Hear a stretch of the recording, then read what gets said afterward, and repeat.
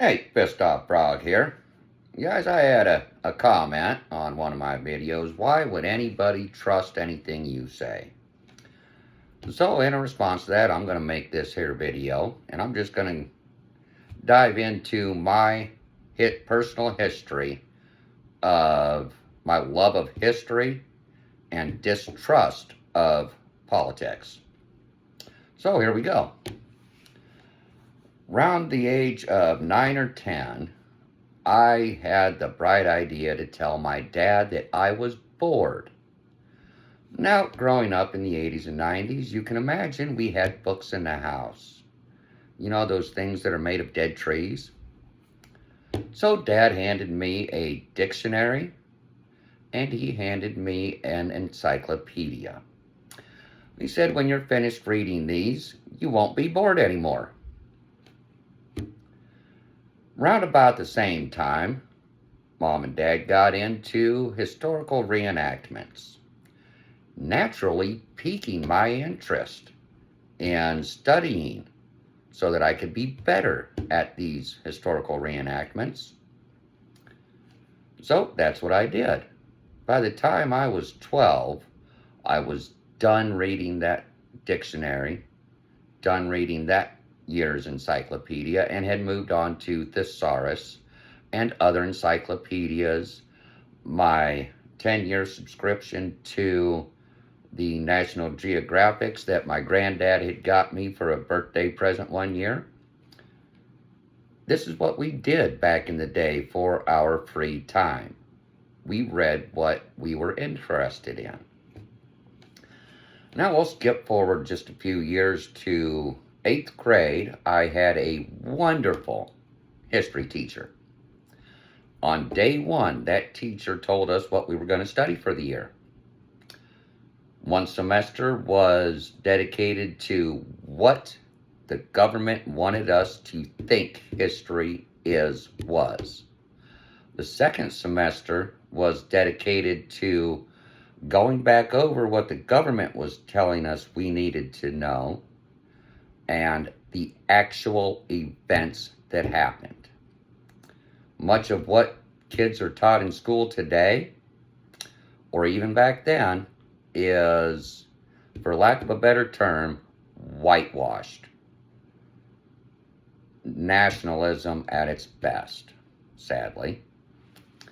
So that piqued my distrust in what we are told for history, what we are told for politics. So I did what my history teacher had suggested, and if you want to learn what happened, you need to go to the library and read the old books. I have dedicated my life to reading, collecting, and studying old history books. I have school history books dating back to the 1920s, just after our public schools began. And you would be amazed at how different decades they are changing the events in those books. What they're taught today in school is not what I was taught in school. What is being stated is not what people that lived it remember. And without you going and personally searching it out, you're going to have a one-sided view on everything you think is true. Now, with that, in just recent memory, you can get on Google 4 or 5 years ago, if you can remember that far ago. With today's advancement in social media and other technological advances, people are literally forgetting how to think and forgetting how to remember what actually happened just last week. Big Brother is doing his job very, very well. I know Not everyone's going to believe that. Try it out for yourself. Made believers out of my parents when I told them that Big Brother was listening. They tried it for themselves after telling me I was crazy for years. Guess what? Not as crazy as it sounds. That computer only tells you what it was told to tell you. A computer is only as smart as the person using it.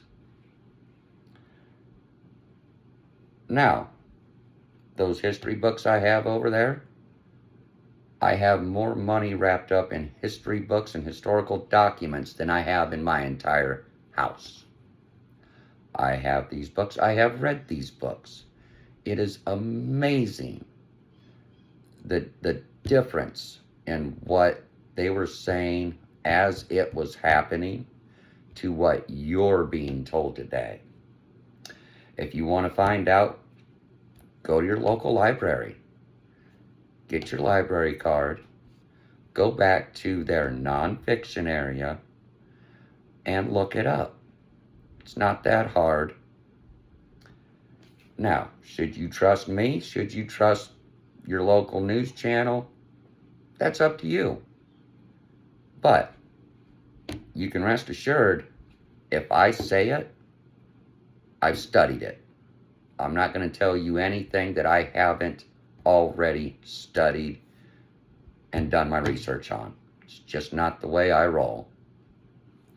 And with that, thank you all for watching. Have you a blessed day.